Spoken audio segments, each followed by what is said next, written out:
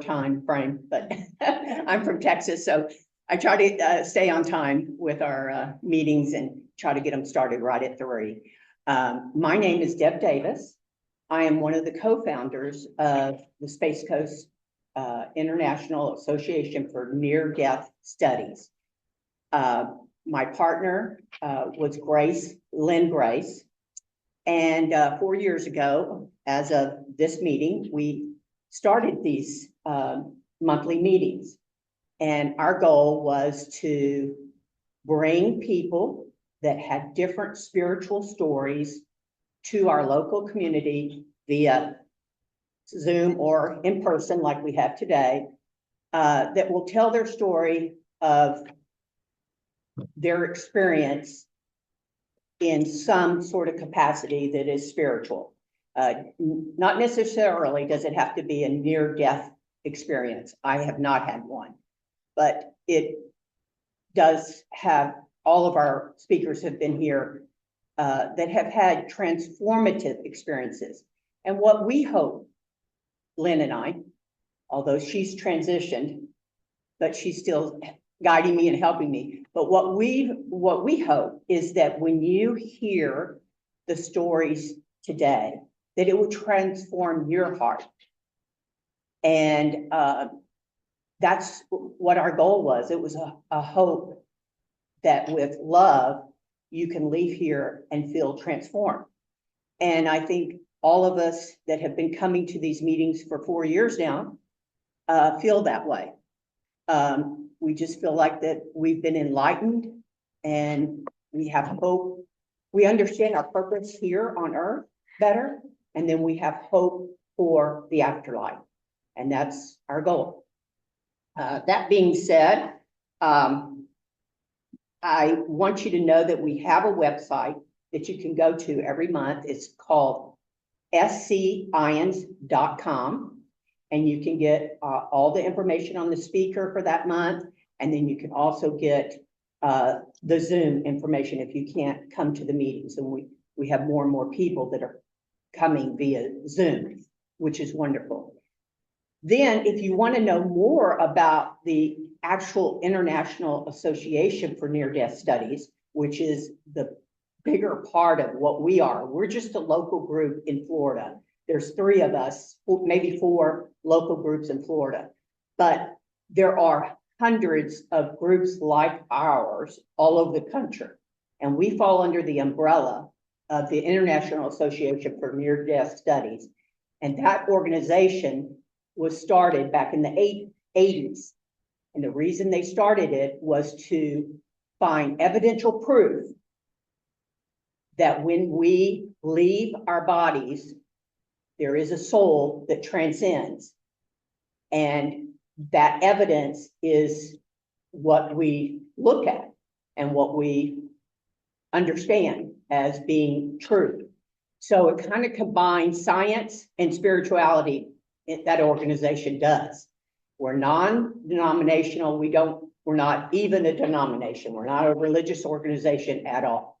So we welcome anyone of any faith to come to our meetings.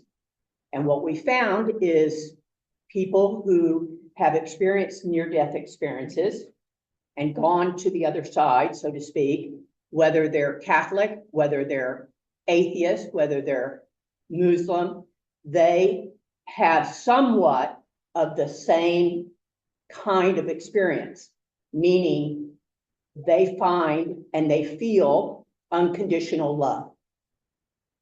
So with that as our hope and promise, we love hearing everyone's story. So each month we have a different speaker come. And we are so fortunate to have a local speaker come and not via Zoom, because we love meeting people. We love hugging them and getting to know them. And they're just people like us with a great, great journey and story to tell. So I want to thank all of you that came. And the one way that we do thank everyone that's come is we give a little participation gift. Each one of you got a little ticket. And Angie, our vice president, She's going to draw the number. Look at the last 3 numbers on your ticket, and we have a little gift for you. Okay. 353582. That's you. Good, Sally. The first one. Yay.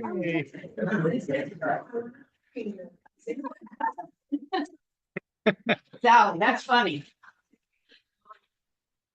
Well, I'm not sure exactly what's in there because one of our friends of Ian's donated all these gifts.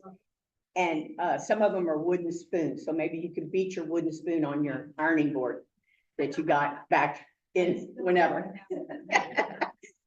I also want to remind you, before we move further, that if you go to ians.org, our organization, you can find out more about the conference that is in August, late August. And I pretty much decided I'm going. It's in Chicago. If anyone else wants to go, reach out to me and we can maybe talk about doing a trip together.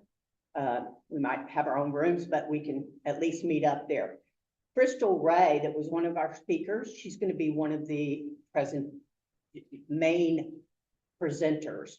And then Mark Anthony, who also lives in our area, down in Indiana area, he's going to also be one of our primary speakers at that conference. And then Sabrina Baptisma, you know her, she's a member of our this organization. She's going to be also there in breakout sessions. So it's going to be a wonderful, wonderful time. And if you can't do it by going, you could always Zoom in, which is what I did for the last couple of years. And it takes about 4 days. I think it's a Thursday, Friday, Saturday, and Sunday. And the nice thing about Zooming in is you can wear your pajamas. No, you can have your coffee and you can see the things that you want to see during that weekend. And because you purchased it, you get to see it again because they do record it. And if you don't get that weekend in to see it, and I've had that happen sometimes, not be able to see it that weekend because we've had plans, you can always see it again, okay? And it's not very expensive. And if you're a member of IANS, you get a discount. So please look that up. IANS has so much to offer. And those of you that want to learn more, there's so much there for you to learn from. Okay, our program today is being brought to you by, this portion of it anyway, is being brought to you by a new little business that has been started by 2 beautiful, young, hardworking mothers that wanted to do something with purpose. And they started a business called Story Scarves. And what it is they take these different designs, all different designs, and they can put your handwriting on them. And so my daughter is one of the co-founders of this business. And this along here is my handwriting that she got from her baby book that said, "I'm so blessed to have this little girl. Most of the time she's really good." And so that writing she's been able to put on this scarf. And then her grandmother wrote her a note, and that's also on this scarf. So it can be a wall hanging, it can be a scarf. But anyway, what I loved about it is that she understood that each one of us has a story, our journey here on earth. And when we share our journey, whether it's this fabulous journey we're having and nothing has happened to us and we're all just living this perfect life, or we've had these valleys and these challenging times, when we share those with others, it helps them. And that's what, again, why we're here, because we know that what we're sharing helps people. And so let me go on now and talk about what our topic today is. It's mainly about miracles. A lot of people think, and even people who've read the Bible, they think, well, miracles happened way back then, way back in the Bible. It started with Jesus. Well, it really did. Miracles have been in our lives forever. And I think what happens is we think of them as coincidences, or when something happens, we think, well, that was just a accidental outcome. But there are no coincidences, we found. By listening to near-death experiencers, we know that there are no real coincidences, that there's a plan. And so when you find yourself wondering, well, did I have a miracle? Say, yes, I had it. And realize that you did have a miracle in your life. Our speaker today has had multiple miracles in his life. I call him Miracle Man. He may not have realized it as a child, which I'm always saying over and over again. If we taught our children at an early age that they have a purpose and they are loved, and there are miracles, then they would start seeing them at a younger age instead of waiting until you're in your 70s and looking back and saying, wow, that was a miracle that I got through that, or I married that person. But all things in our lives are here as lessons. That's what the other thing that we've learned. So we know we come here, we're learning lessons, and two of the most profound things that we're here to learn is to learn to love and learn to forgive. That's what we're here for. This is a book that I've shared before, but this is by Neil Donald Walsh, and it's called The Little Soul and the Sun. If you have children or grandchildren, I highly recommend that you read this to them and help them to understand that each and every person that comes into their life is an angel. And that was an angel before they came here. Maybe they're playing the part of the bad guy. Maybe they're playing an antagonist. Maybe they're playing your ex-wife or ex-husband and they hurt you. But they're put into your life. They're put into your life. And you can learn to forgive them, learn to love them despite your situation. So that's what we've learned through these 4 years. And I'm kind of summarizing it because I've learned so much in 4 years by hearing these stories. And I want to continue to learn, and I want to continue to grow in my life and my walk in this life so that I can have a better eternal life. So with that being said, I want to introduce Lyman Rowan. He is our neighbor, our friend of SCIANDS. He and his wife, Sally, live a few blocks from here in Rockledge. And he's had just an amazing journey. And I hope that when you leave here today, you'll count the number of miracles he's had in his life and then go home and think about all those miracles you've had in your life. And go out next week and feel hopeful and know that you're loved and our purpose is to love. So with that, let's give him a hand. Rowan, come on up.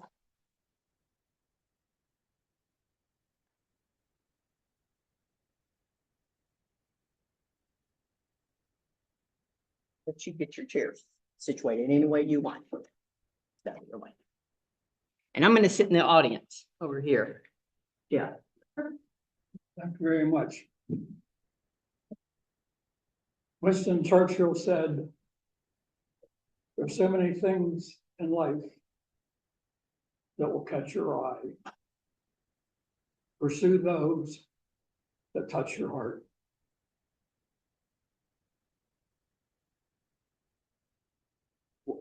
I have a few things that I am deeply committed to, almost obsessed with, I guess, is one way of putting it.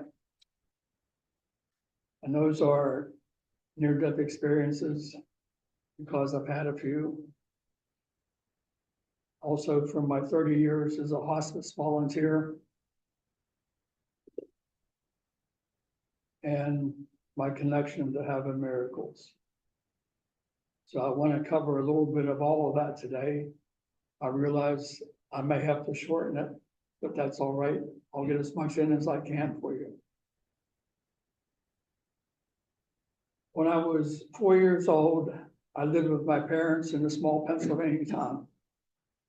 My father was an electrical, mechanical maintenance person on heavy equipment. He worked the overnight shift, so he worked from 11 to 7. Whenever he came home from work in the morning, my mom would be in the kitchen having hot breakfast ready for us. He would pull into the garage down at the end of the yard. The garage was separated from the house by about 150 feet. And on particularly snowy days, icy days, after he shut the door to the garage, you would hear him going crunch, crunch, crunch, crunch, crunch, crunch, as he scurried across the yard. He'd come in the side kitchen door, hug and kiss my mom, then do the same with me.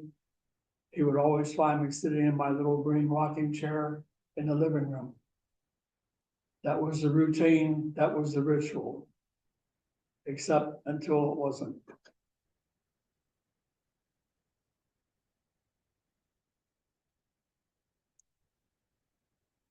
On that particular day, my mom had fixed breakfast. She was still working on it in the kitchen. And I heard my dad whisper in my ear, "Goodbye, son, I love you, but I have to go to heaven." I didn't know what that meant. So what does a 4-year-old, excuse me, what does a 4-year-old boy do? "Mommy, Daddy just told me he loved me and he said goodbye and he was going to heaven. What does that mean?" Well, you got the anticipated reaction, shrieking, screaming, "What's the matter with you? How can you say such terrible things about your dad? Your dad loves you. He would never do anything like that to you or the family." That voice came from the kitchen. And then I heard the voice again, and it was like my dad had come in the front door. I turned around to look and see if he'd snuck in the front door to surprise me, but he wasn't there. And then he said the same thing again, "Goodbye, son, I love you, but I have to go to heaven." That time, when I asked my mom what that meant, all hell broke loose, shrieking and screaming and hollering. Very, very upset. I had no idea what it meant. I'm just a 4-year-old kid waiting for my dad. The quiet lasted for a very long period of time. And then big people started coming to the house and gathering in the kitchen. And they were talking with my mom, and everybody was crying. And I could hear that, but I didn't know what it meant. And finally, she walked over to me from the kitchen, knelt down in front of me and said, "There's been something called an accident. Something terrible happened, and your daddy has gone home to be with God and Jesus and the angels in heaven. He's not coming home." It was my turn to wail. What we didn't know at the time, but found out later, is that he was on his way home from work and he had chains on his back tires. And one of the links in the chain had come loose and it was thumping against the car. So he got out of the car and knelt down and started to fix it. Same time, a bus pulled up across the street, letting people on and off. Behind the bus, an 18-wheeler come roaring down the road, tried to stop behind the bus and wasn't going to be able to do it. So the driver pulled out to go around the bus And when he did, he slid on the ice and he ran over my dad. Much later, I learned that when my dad said goodbye to me, it was 7:20 in the morning. His death certificate says 7:20. So the question that I followed and pursued for much of my life was, how was my dad able to say goodbye to me? And at the exact second his soul was leaving his body, he's talking to me. I searched a long time in my life before I learned an answer about that one. 9 months later, at midnight one night, I got out of bed and I walked into my mom's bedroom, climbed up on the bed, hugged her and kissed her and said, "Goodbye, Mommy, I love you." She said, "I love you too, son." And I said, "Mommy, I really do love you, goodbye." She says, I love you, I'm sorry." I got down off my bed, I went back to bed, I was sleeping in like 3 minutes. 15 minutes later, my mom was with my dad. Excuse me.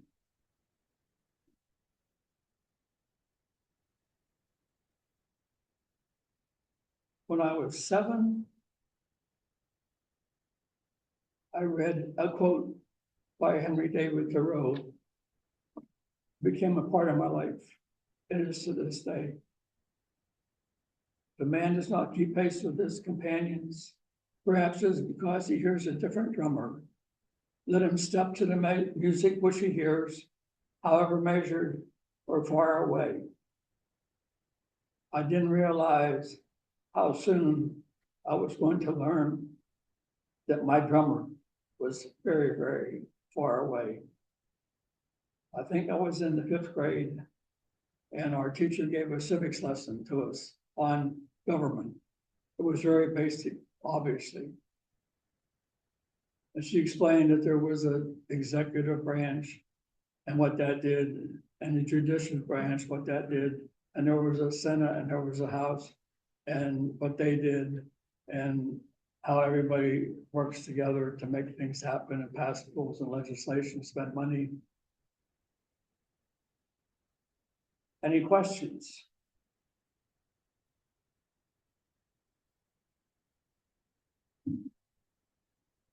This is new.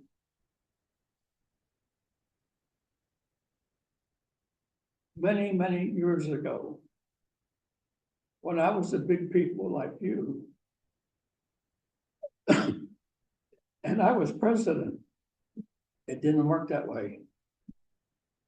And I gave her a discussion on how things worked from my recollection from when I was a big people. I sat down, crushed by embarrassment. I had no idea what I was talking about. None, 0. The teacher was shocked, but said nothing. I go home, walk in the front door. "Hi, how was school today?" "Fine." "What did you do today?" "Nothing." "What did you learn today?" "Nothing." "Well, everything is fine and you did nothing and you learned nothing. Then why have I been called into an emergency parent-teacher conference tomorrow morning to talk about your behavior in class today?" I didn't know what a parent-teacher conference was. The next day, I did. So I could hear him talking at the front of the room. And the teacher was asking my aunt all kinds of questions. What's this boy like at home? Does he play? Does he ride a bike? Does he go out searching in the woods that are down at the end of your street? Does he have friends? Does he play sports? Does he like to read? Is he a disciplinary person? Do you have to punish this boy? On and on and on and on. And then came the bombshell to me. She said to my aunt, "I don't know how to put it to you, but what I see here is a man trapped in a boy's body and he doesn't know how to get out. And my suggestion to you is, we never discuss this again. And it never was. So for years, I carried that, what happened, deep inside. Today is the first time I've ever talked about it in public. I'm going to switch my speech around a little bit because I want to talk to you a little bit about miracles.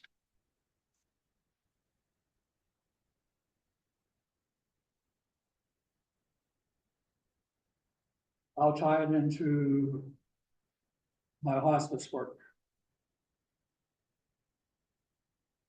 I had a patient that was nonverbal. And the first time I got her paperwork in big letters on the front of it, it said nonverbal. At one point in her life, she'd been able to talk. But for many, many years, she could not. And if she tried to talk, the words came out garbled, blah, blah, blah, blah, blah, blah, blah, blah. Not making fun of her, but that's about what it would sound like. I saw her on one day during the week, and that was my first visit with her. She did not talk, obviously, but I met her and I sat with her for 4 hours, and I got to get some kind of sensation about this woman. Then I was asked to visit her on a Saturday morning. I don't normally do visits on Saturday unless somebody's actively in the dying process. Well, she wasn't in the dying process, but I still agreed to see her. I was talking to the family at the house that she was living with, and they were going out the front door from the living room, which is about as far as the door is back there. And I was talking back and forth with them, and I heard a voice over here say, "Am I going to die?" Well, it kind of took me by surprise.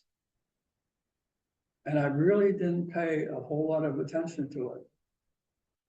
And as they were leaving and closing the door, the voice says, "Am I going to die?" And I turned around, and she's propped up in her bed, gazing at me, staring intently at me. And I thought, I have to answer this. So I looked at her and I said, "Yes, you're going to die. And so am I, and so are they, and so are everybody else out there in this world. The good book says there's a time to be born and a time to die. So that's coming for all of us."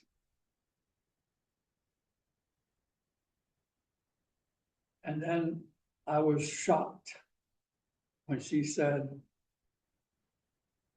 "God came to me at 2 o'clock this morning.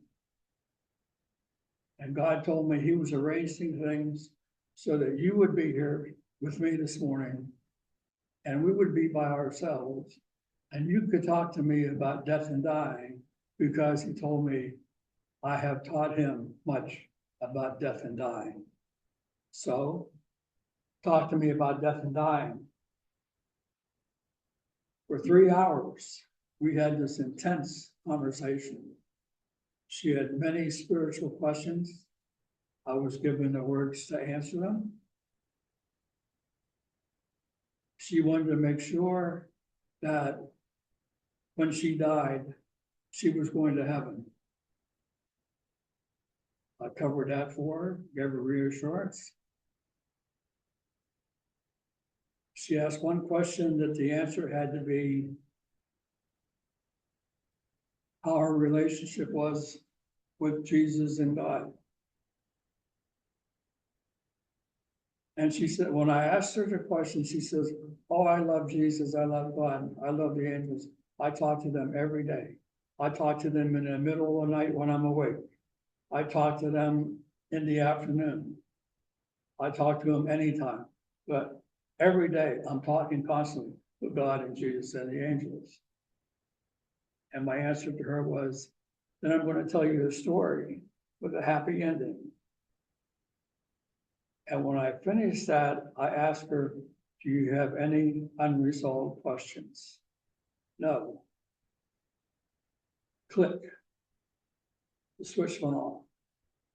It was 12 o'clock. 3 uninterrupted hours.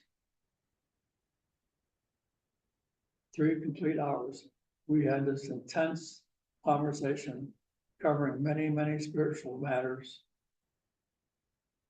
And then she was back to what she was. Day and a half later, she was gone.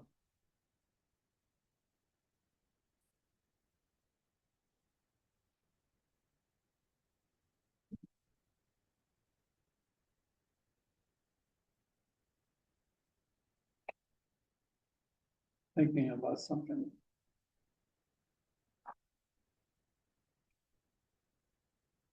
I guess this will fall under a miracle.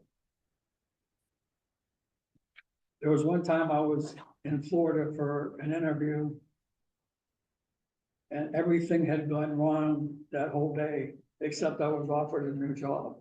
So I figured, whatever happens, happens. I got on the plane, was flying from Fort Myers to Atlanta, then catching a flight from Atlanta after a layover to Chicago.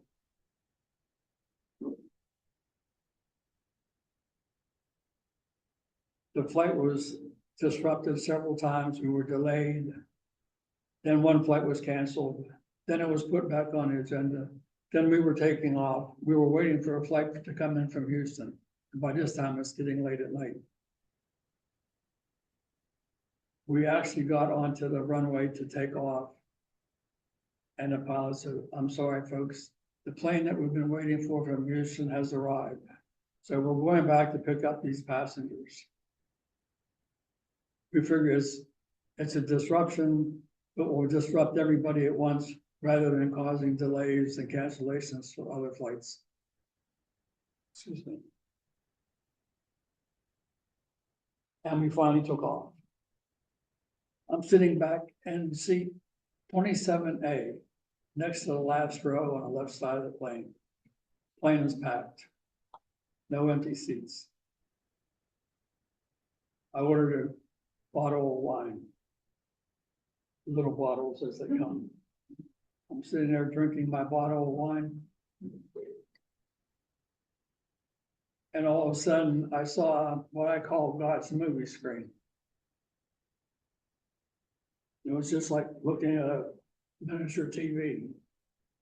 And I see this program rolling just like on tape. And what I saw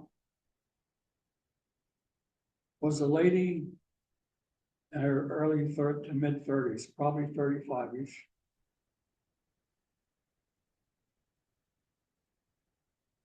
She was going home to Fort Wayne, and she was trying to reconcile that night with her family, but she knew that wasn't going to work because she tried it once before, and it didn't take. So over a 3-month period, she planned to kill herself.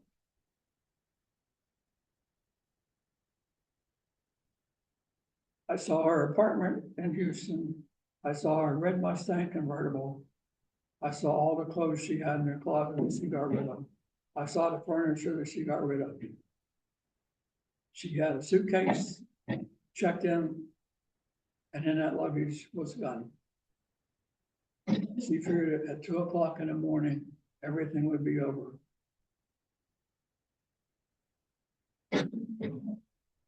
And I had to decide what to do. And I found that many times in my life, I've been put in situations where I have an opportunity to do something. And sometimes it's very strange. It's very different. It's very difficult.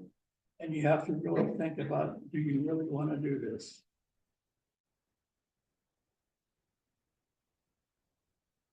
The question was, what did I do or have to do with this person? So I talked to a flight attendant, and she was a very experienced flight attendant. She had 15 years as a flight attendant. I asked her for some writing paper and a pen. And I wrote this lady a letter, because I knew she was on the plane.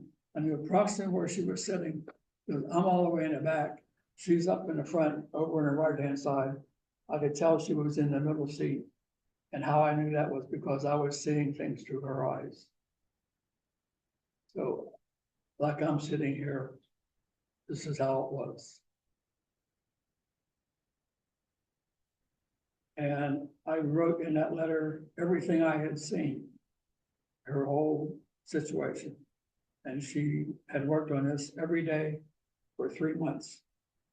And this was the day that all was going to come to an end. I asked her, I told her, if you don't change your mind, I can't help you. I don't know if I can help you, but if you don't change your mind, before this night is over, you're going to be talking to your creator. He's going to say, my child, what did you do with the gift of life I gave you? And you have to say, it wasn't worth it. I'm throwing it back in your face. If that's the position you're going to take, I can't help you. But what I can ask you is, please don't do it.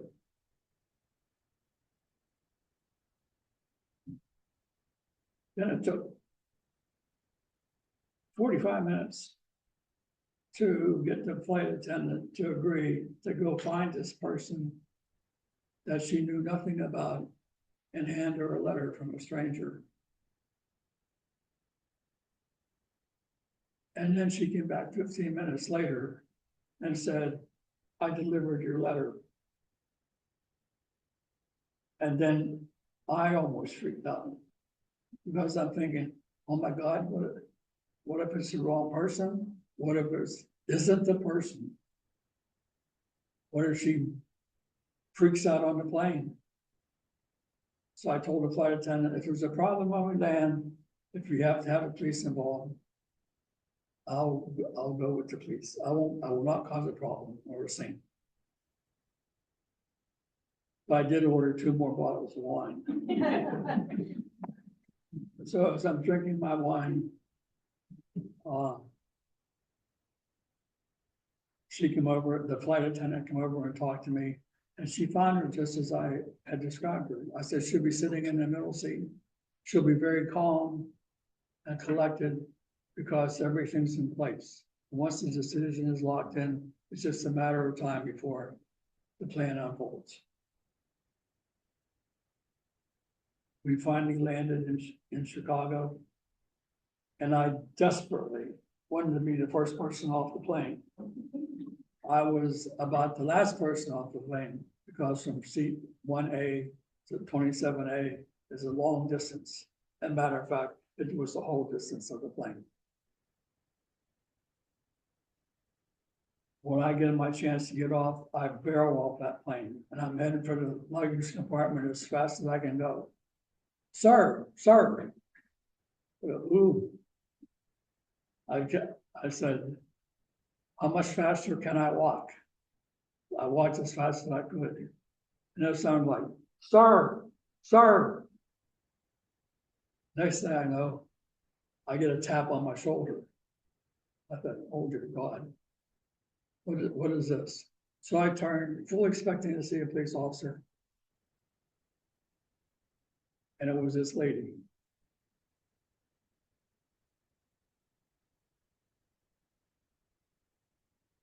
And she said, you're the man who wrote the letter.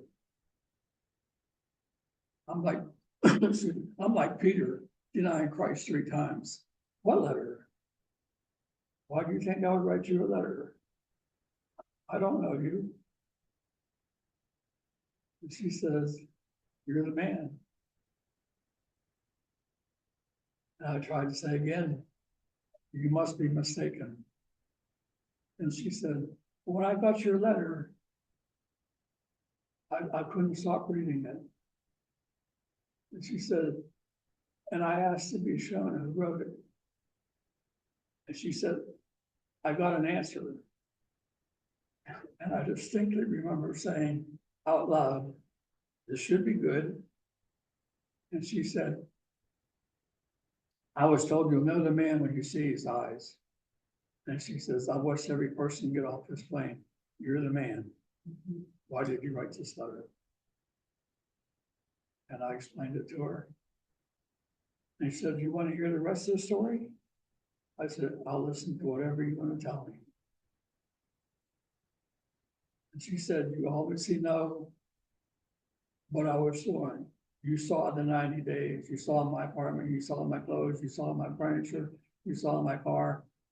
You saw what I was making. She was making $75,000 working in the finance. She said, I don't believe in a God. So she said, every day I challenge, okay, God, if you're out there, if you exist, just let one person tell me not to do it. Morning and night, 90 days. No answer. She was feeling confirmed in her position that there wasn't a God. Then she said, you know what it's like to be on the last night of your life, last flight of your life.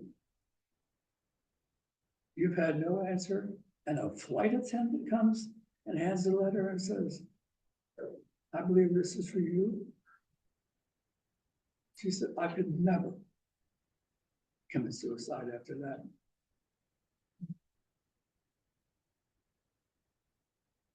I believe that lady lived. She may still be alive, but I believe she never committed suicide. To me, that was a miracle.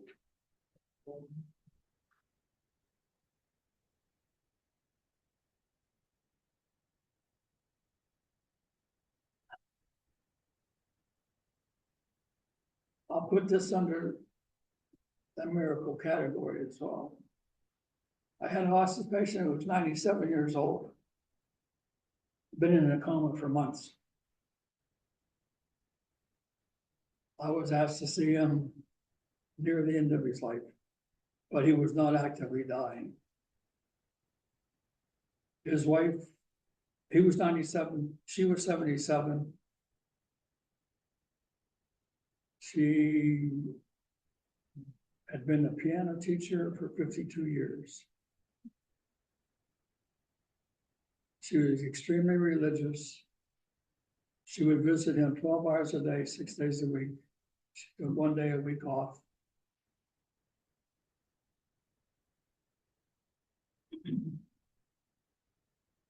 And they discovered she had cancer. It was serious cancer. If she didn't get it treated promptly, she was going to die. She refused treatment. I'm not taking one step to be treated until my husband is well. And she didn't mean spiritually well, she meant physically well. At that moment, an aide came in and took his vitals. And as he's finished, he's moving things around, he says, oh, everything's perfect. You could live to be 110. I thought, oh my God, that's the last thing she needs to hear. She won't be here. So I suggested to her that she go down to the social room and play piano for the people who were gathered down there. I figured there's a piano there, and probably nobody ever plays the thing, and they might like to hear some music. So she went, and she was gone for maybe half hour, 40 minutes. As soon as she walked out of the room, I turned to my patient, took his hand, I stroked his hand, rubbed his arm. I said, my friend, we need to talk. I said, you've been in this position for many months, and everybody believes you can't hear what's going on. I disagree with that. I believe inside you're sharp as a tack, but you physically cannot answer. And there was the slightest squeeze on my hand, just a slight touch, and I knew he heard me. So I took him through the conversation we just had. I said, your wife and I have just had this conversation. And I know you've heard it all, but I want to go through it with you. And I did. And when I finished telling him the options that he had, I just looked at him, I said, what happens next? It's up to you, my friend. And I sat back. Just at that time, she came barreling back into the room. It was beaming and smiling. I said, how was the concert? She said, they loved my playing. She said, I played the whole time I was gone. I said, that's wonderful. I didn't tell her what I did while she was gone. She walked over and she sat down on the other side of the bed. And she was in her chair for less than 2 minutes. He sat up, straight up in bed, reached over, grabbed her arm like this, tight enough, he left fingerprints on her arm. He said, goodbye, goodbye. I laid him back down as he died. She said, oh my God, what happened? What happened? What's just happened? I said, your husband said he loved you, and he said goodbye. I'll go get the nurse, so the nurse can come in and log in the time of death. She said, as I'm walking out the door, she says, only you can make that happen. I said, oh. I'm just a messenger.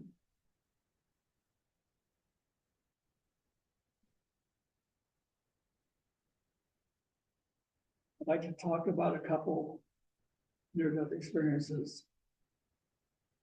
I still have time. Yeah, you know, all here. I can think it might be, we can turn the volume up just a little bit. We're doing great. It's just true. Okay. That better? Yeah. Okay.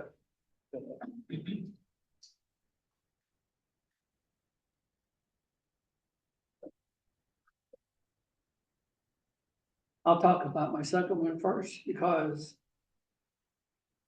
some people get interested in the fact that on that near-death experience, I was reunited with my mother.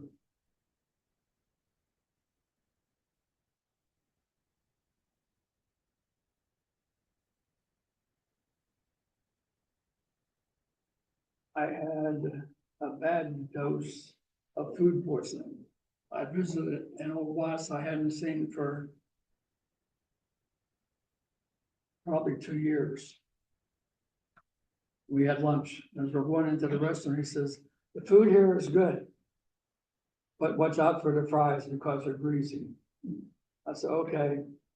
Well, I didn't pay much attention and I ate the greasy fries. I left him at 3 o'clock in the afternoon. 3 o'clock in the morning, I woke up in the most intense pain I'd experienced since I had my other accident, which I think I'll come back and talk about that one too. I couldn't even walk to get, or run to get to the bathroom to throw up. I had to slide off the side of my bed and crawl on my hands and knees to the bathroom because I was in such intense pain. Violent throwing up. And it took a while for me to think about the French fries must have been the problem. And then I thought, it was 3 o'clock in the afternoon when I finished eating, and it's now 3 o'clock in the morning. So maybe in this 12 hours, it could be food poisoning. And I had 3 violent eruptions. And then I figured when the 4th one came, I had nothing more to give.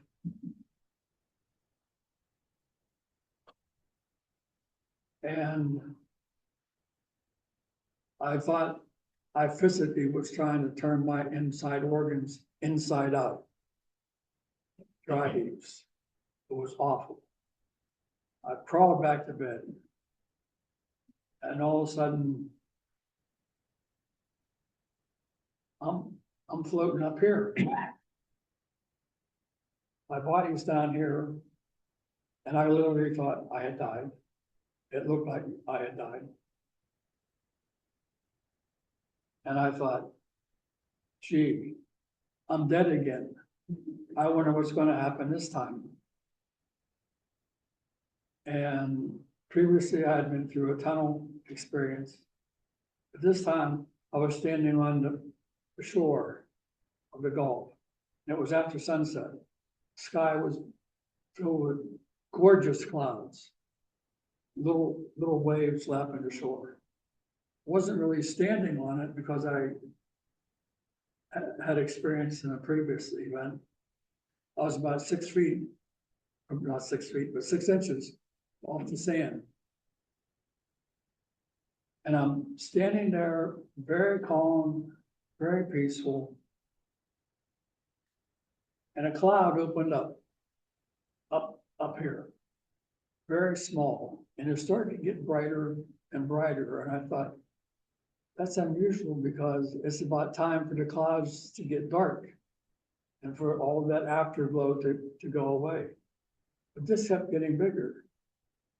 And then I saw my mother. And I thought, how can I be seeing my mother when she's in heaven and I'm down here and I have no idea how far away she is, but I know in that crowd of people, she's standing on the side. And then she moved to the front of the line. And there was a phalanx of people behind her. And I thought, who are all these people? I don't know these people. What are they doing here? What's my mom doing here? My mom started coming close towards me. She stretched out her hand and I was reaching up to her. And I thought, I hope it wasn't being sacrilegious, but I was thinking, I wonder if this is what Jesus felt like when he ascended into heaven. He just sort of went up. And that's exactly what I was feeling. And we got closer and closer. And then I sensed an electrical barrier between us. And I intuitively know that if I crossed that barrier, I wasn't coming back.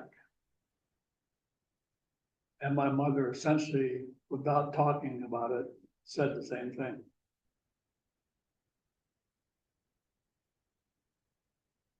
Then she told me, son, I've been given the honor of telling you, if you want to stay, you can stay this time. And I thought, previously I've been sent back by God. This time, I'm being given a choice. Now, what would be wrong with keeping me from going back? I could be here reunited with my mother, with my father, with my other family, with friends. I knew I would be safe for eternity.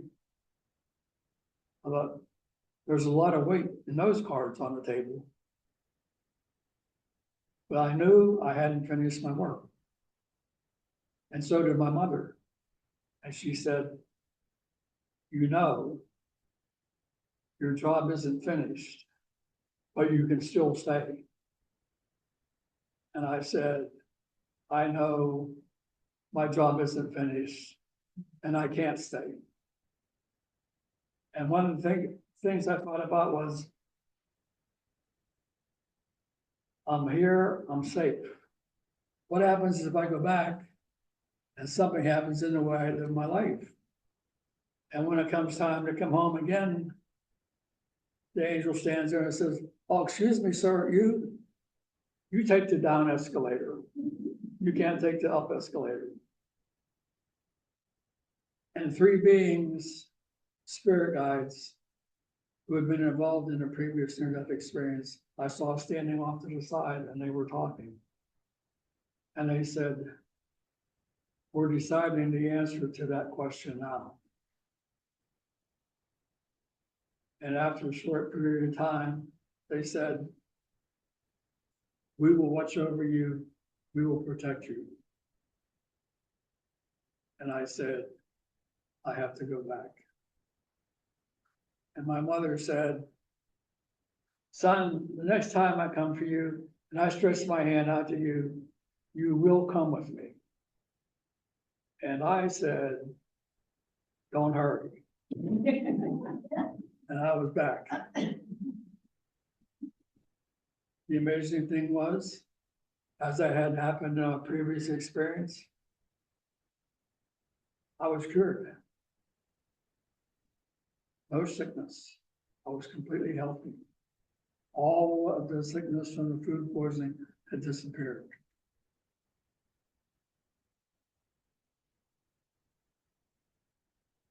But that taught me that the connection between a mother and child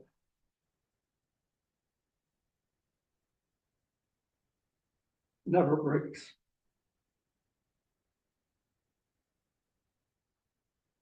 That it's there forever.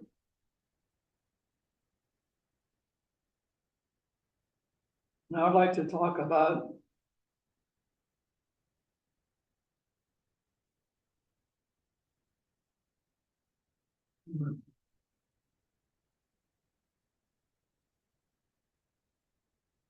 let's talk about the lightning strike. At the time, I was a runner and I was running 6.5 miles a day, barefoot in the ocean. I never really enjoyed exercise. I got to love running. I wish to this day I was still doing that. I had a knee injury and I was off for about 3 weeks. And one night I decided, tonight's the night, we're going to break it in, just see how things work out a little bit here. So I was running up towards Jetty Park, Cape Canaveral. And as I was, the sun was shining bright. There was a little spotty cloud here, spotty cloud there. And north of the jetty, it was all bright sunshine. And I got to the jetty, and the tradition is when you get to the jetty, you put both feet on the rocks. And I did that, and I turned around, and oh my God, it looked like hell. Sky was pitch black. Lightning was flashing all over the place, but there was no thunder at that point. But I knew a storm was coming. So I thought, I can't get back to my car because I was parked about 1.5 miles down the beach. And I had remembered seeing just a couple of days before a shelter that was behind one of the apartment complexes. And it came through a wooded grove. And it had, surprisingly, 1-inch plywood for ceiling. Had just been shingled, so there was brand new shingles on it. It was resting on telephone poles. And I went in there, and a couple came out and they wanted to go walking down the beach. I said, I wouldn't do that because we're gonna have a downpour here. Part of my problem was I love watching a lightning storm. And the more it lightning, the more I liked it. It was like I was getting a free charge out of it. And then it started. And it was just like God had turned the ocean upside down. And it just came down like in sheets. Lightning was striking 50 feet offshore. Sometimes it was so close that you say you count to 7 seconds for a mile. You couldn't count to 1. At one point I thought, my God, what happens if lightning hits this place? Would it crumble? And if you were underneath it, then find your body underneath it someplace? Or would it be strong enough to withstand it? And after watching the storm for over an hour, I felt my feet getting wet. And for that particular night, I was wearing shoes. All the other times when I ran barefoot. So I dug a trench. And the rain kept coming. And I found myself standing in about 3 to 4 inches of water. And I thought, I may not have made a very wise decision here, but it was too late to change it. And all of a sudden, there was a flash. I saw orange in front of me and white around that, and lightning hit the shelter. I later discovered it blew the shingles off. It damaged the wood for the ceiling. And what happened to me was I got picked up about this high off the ground and slammed down in the ground. I remember putting my hand on my ears, and I'm thinking, I'm standing inside a lightning bolt. I was scared. I thought, this is the end. I was out for, I don't know how long. I would say probably at least an hour and a half, maybe longer. When I came to, I was in a crouched position, kneeling in the water, hands on my ears, still scared to death to take them off because I just knew they were broken. And I figured if that happens, when I take my hands off, I can't stand the pain. So I thought, okay, you're breathing, so you're alive. Let's do a security check. How are we doing? How's the top of your head? And the first thing I realized was I was blind. I could not see Jack peanut butter.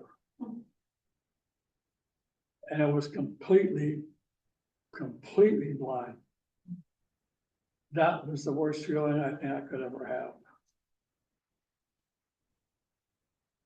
So I did everything else just by touching.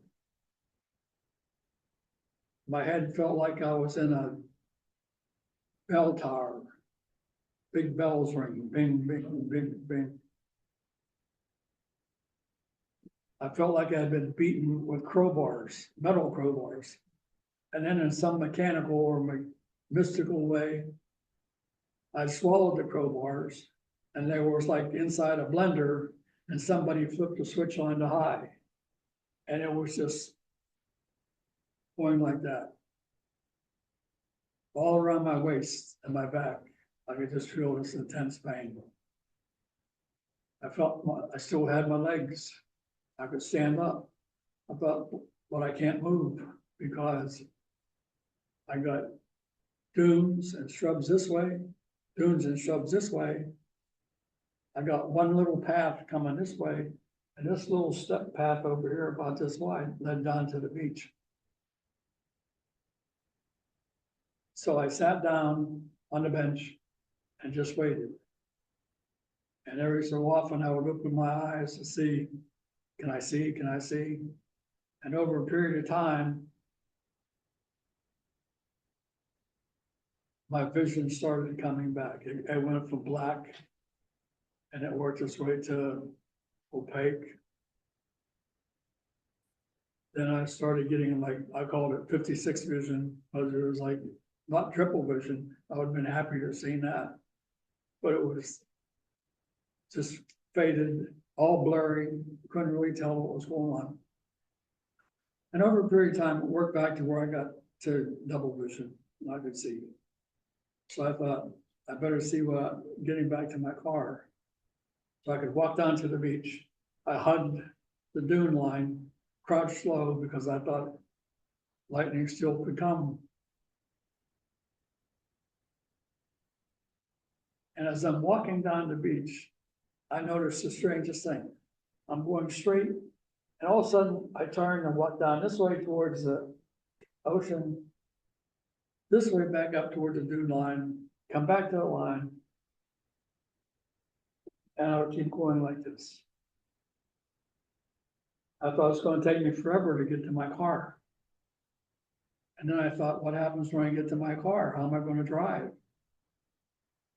And then I realized, whoops, there was a big problem. My brain wasn't functioning right. And the way I finally figured that out was, I normally talk like this. And I suddenly realized I could only talk like this. I thought, oh my God, what if I get in my car and a police officer pulls me over and says, okay, we're going to do the perk walk down the straight line. I said, there wouldn't be a cop in the world that wouldn't say, son, you're stoned out of your head. Get in the car. You're going for a ride. And interestingly enough, when I got to my car and I got inside and I sat there and I'm just decompressing. And I start to drive away. A sheriff's car pulled up behind me and followed me for several miles. Talk about somebody who was scared half to death. I certainly was. So there's been a number of side effects from that. I've eventually learned from several doctors that I had actually depolarized my magnetic field. I didn't think that was possible, never thought about it. In fact, I talked to a doctor about it just yesterday, and he described to me all of the things that happen when that happens. It ruined my hearing, and it reversed my sense of direction. So my wife and I always get a charge out of when I'm driving, and it comes time to make a turn and go which way or what way. I'm always, without fail, 180 degrees out of whack. That has never changed, and I guess from what I've been told, it's never going back.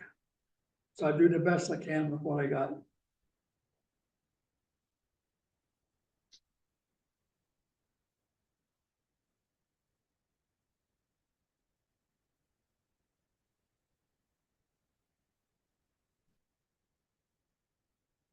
Let's talk about a black widow spider bite.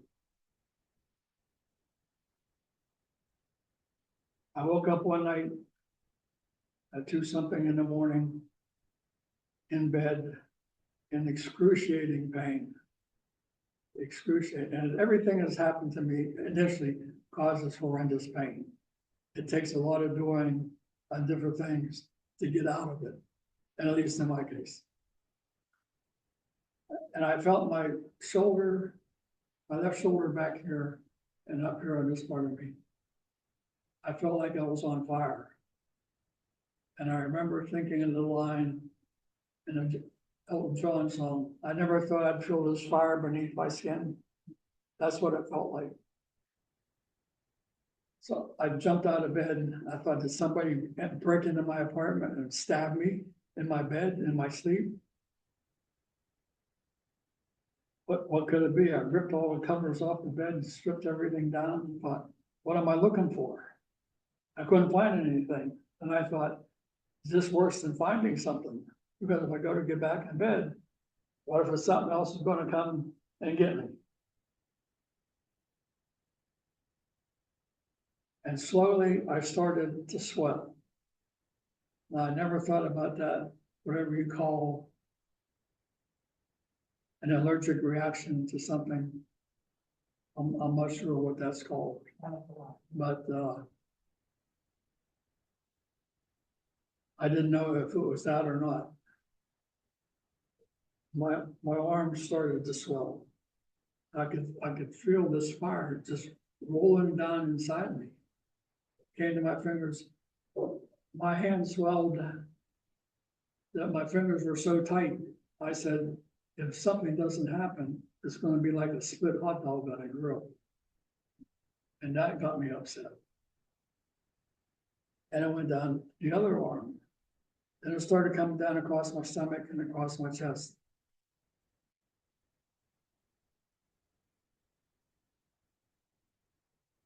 I put a tube of some kind of ointment on my chest to try and stop the itching. It made it worse. It made it like somebody having poison ivy and scratching yourself crazy. And that's what that felt like. Then I made the mistake of thinking, all of this is happening. Why hasn't my face or my throat swelled up? And no sooner had I said it than they started to swell. I looked at my face in the mirror and it was just coming at me like a soccer ball. I thought, can it be a basketball? It keeps going and going. And then my throat started to close. And I knew then I was in deep trouble. And that goes back to when the first second when I woke up in my sleep, I was hearing, son, you're in deep trouble. When I came wide awake and jumped out of bed, I was almost yelling, son, you're in deep trouble. And now I know, son, you are in deep trouble. A little light up here. I don't know why it always seemed to happen up here, but a little light came on. It was like a flashlight, small flashlight. It's searching around, it starts getting bigger,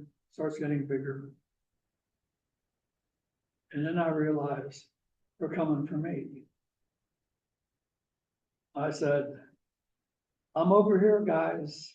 I'm over here. They shined the light in my direction and the room exploded in light. And the first thing I thought was, oh my God, every apartment in this complex is going to be up and about, because I thought it was everywhere. And then I went into the blackness. And I was gone for 4 hours. I didn't know until much later that angels were sent to pray over me. And that I would be allowed to live. But that's what happened. 4 hours later, exactly, I awoke. And I was told that I learned, that for the first 2 hours, I was clinically dead. But the angels prayed, and I was able to live. And guess what? I had no pain. I was pain-free completely. I had a lump on my back the size of a silver dollar. And I learned later that's where the spider had bit me. A former boss thought it was from a brown recluse, but a brown recluse eats your skin. And this did not, this spread out, never into white blots, and it had the fang marks. And then he told me, you should be thankful you're not a horse. And I said, why is that? He said, because with a spider bite, you would be dead. So that was perhaps another miracle. I can close now, so you can ask questions. Well, you're good. Did you want to tell about your incident at 17 with the fire? What's that? Do you want to tell of your incident with the fire when you were 17? Gasoline fire, What? the gasoline fire. The gasoline fire. Okay, Real quick. I'll burn through this one. I was 17. I just graduated from high school. I was in the process of enlisting in the Navy. I was working at the family marina. And one night a customer come up and wanted to put fuel so he and his wife could go out for a ride. They had 2 6-gallon cans. I took them out of the boat, walked over and pulled a gas hose out of a slot, reached in, turned the pump on, walked over, filled the first tank, stopped as I started filling the second one. And as I looked at the pump, there was an old filter bowl on top of the old time gas pumps, and it was spinning, but it was also leaking. And it was leaking like running down. And I thought, oh my God, it didn't do that I just filled this other tank. What happened? So I told my customer, I'm sorry, I gotta shut the pump off because I don't want to become part of a giant explosion. I dragged the hose back across the fuel dock, put it in a slot. I reached into the inside of the pump because there was an arc-proof switch. What to put power to it and it shut it off. And it was arc-proof, so it could stay inside the pump and be locked in, and people couldn't steal gas. I reached in, flipped the switch, and it blew. Two sides of the pump come blowing off this way. My hand was still on the switch, and I watched fire come out and up my arm. I got knocked flat on my back. And then I must have passed out. Because next thing I know, I'm riding a bullet. It's like I'm sitting in a saddle and I'm riding a bullet, speeding up this way. And it was going much faster than a speeding bullet. This was like sitting on the front of a rocket. And I'm going. And I realized that I'm heading to a point of light in the distance. And I thought, if something doesn't happen here, I'm going to be crushed into nothing, like going into a black hole. And I got up to the light. And as soon as I got to the light, there's another explosion of light. And this is when I encountered the unconditional love that is God. Once you've experienced that, you can never forget that.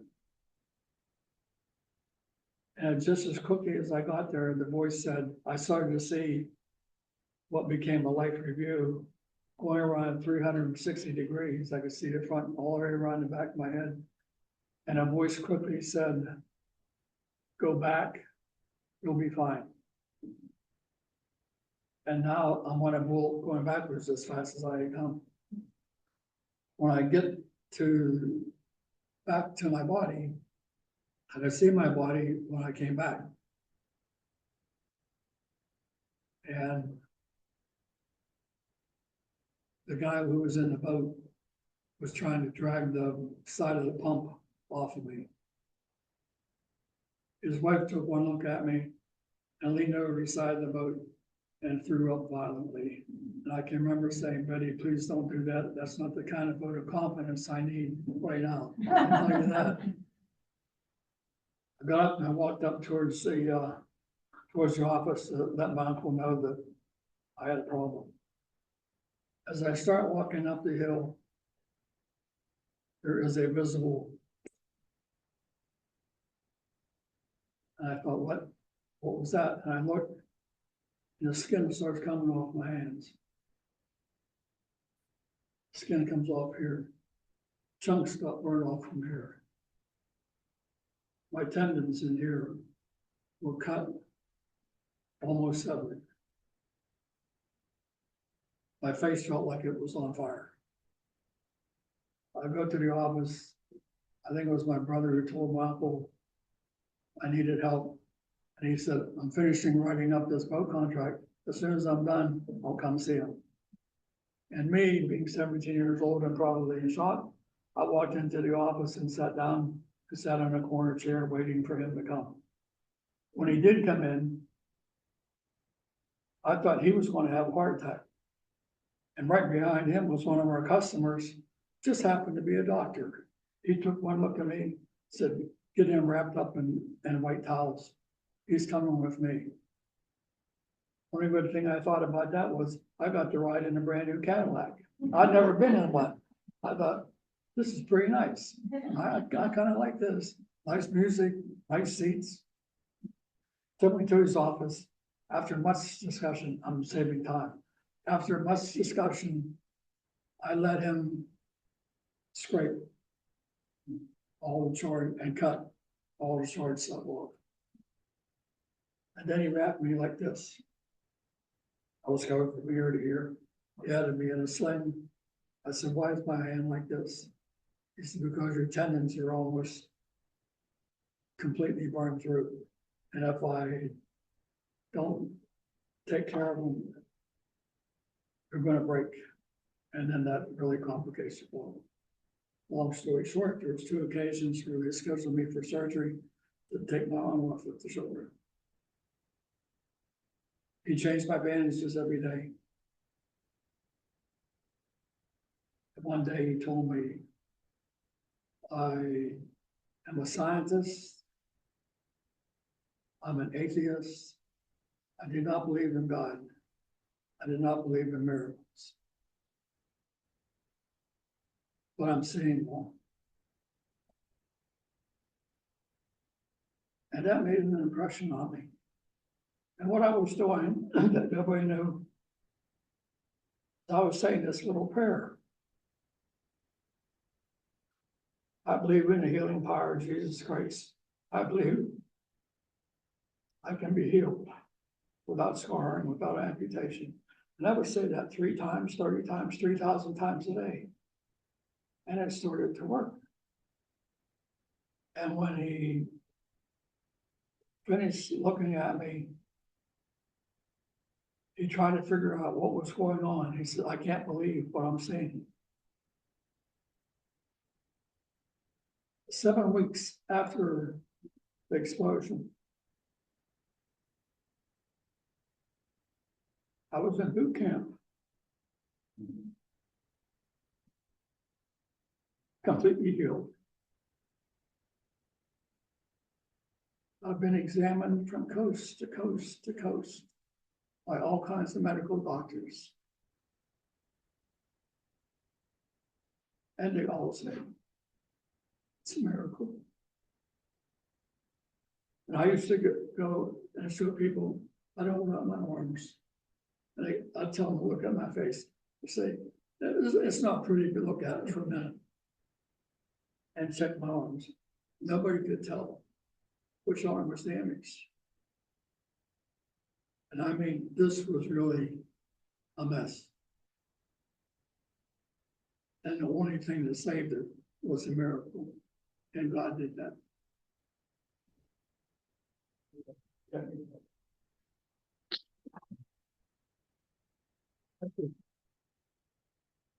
Would anyone like to share, ask a question?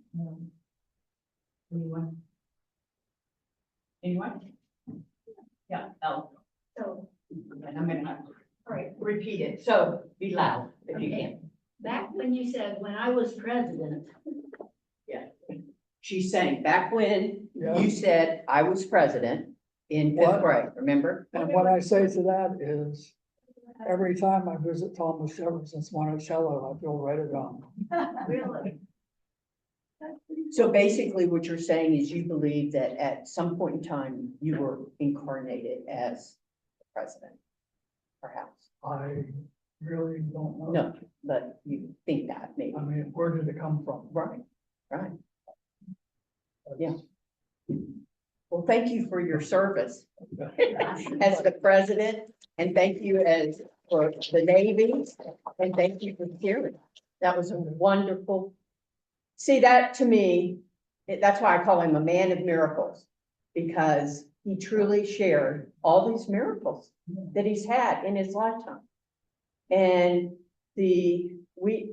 many of us in here, maybe all of us, I don't know, because I did say it was non-denominational and we accept everything.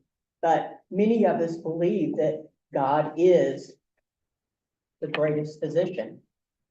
And I think your story proves that, evidence of that he healed you.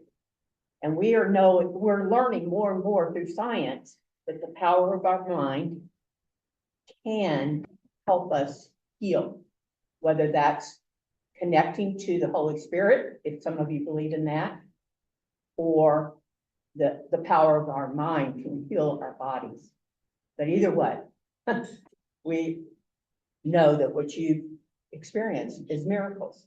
one thing he didn't bring up Uh-huh. is his communication with babies. Is communication with babies. Yeah, his 1 minute, Lyman, 1 minute. Yeah, you have time, a baby, I've the seen him babies. walk by babies and he communicates with them and they look at him and smile. Because he believes that, I don't even know. For some 30 years, I've done this experiment with little babies and with young kids, maybe 3 to 5-ish. And sometimes I ask them if I can talk to them, or I will ask them mentally. Do you remember being in heaven, living with God and Jesus and the angels before you came to earth to live with your parents? And the reactions almost universally is they'll break into a huge smile. They'll turn to look at me. I can recall Sally was with me one night when a man came over from a table about as far away from here to the wall and says, "What are you doing with my child?" And I said, "I'm not doing anything with your child."